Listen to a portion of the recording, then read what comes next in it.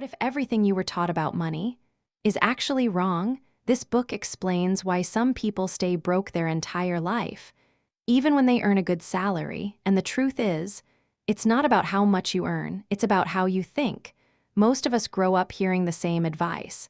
Study hard, get a stable job, work hard, save money. It sounds safe, it sounds responsible, but according to this book, that advice is exactly what keeps most people stuck, because it trains you to depend on income instead of building wealth.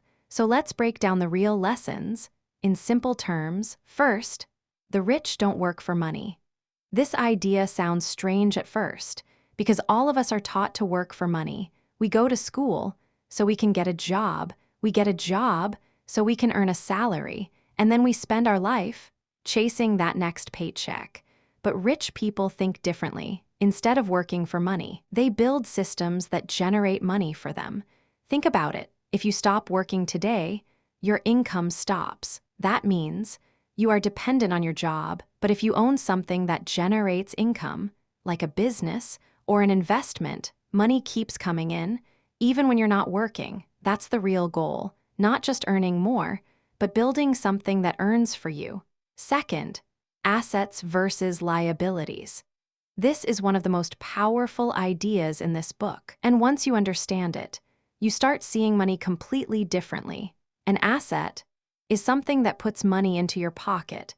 A liability is something that takes money out of your pocket. That's it, simple. But most people confuse the two. For example, many people think buying a house is an asset, but if that house is not generating income, and you are paying bills, maintenance, and loans, then it's actually taking money out of your pocket, which makes it a liability. Now compare that with something like a rental property, a small business, or even digital assets. These things can generate income, which makes them assets.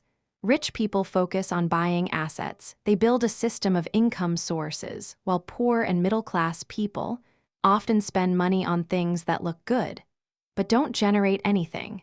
They buy expensive cars, luxury items, things that impress others, but slowly drain their money. And over time, that difference becomes huge. Third, school doesn't teach you about money. Think about your own life. You probably spent years in school, learning subjects like math, science, and history. But did anyone teach you how to manage money, how to invest, how to build wealth, most likely? No, and that's the problem, because the real world runs on money, yet we are never properly educated about it. That's why you see people with good degrees still struggling financially, because they were trained to be employees, not investors or creators. So if you want to change your financial life, you have to take responsibility for your own education. Read books, learn skills, understand how money actually works, because no one is going to teach you this unless you choose to learn it. And finally, mindset. This is where everything comes together. Two people can have the same job, the same salary, the same opportunities, but one becomes financially free and the other stays stuck. Why? Because of mindset. A poor mindset is driven by fear. Fear of losing money, fear of taking risks, fear of failure, so they choose safety. They stay in their comfort zone, and they repeat the same patterns. A rich mindset is different. It focuses on growth. It sees challenges as opportunities to learn. It understands that failure is part of the process, and most importantly, it thinks long-term. Instead of asking, "How can I earn more money this month?" it asks, "How can I build something that generates money for years?" That shift in thinking changes everything, because once you start thinking differently, you start acting differently, and when your actions change, your results change. This book is not about getting rich overnight. It's not about shortcuts. It's about understanding how money really works and making better decisions over time.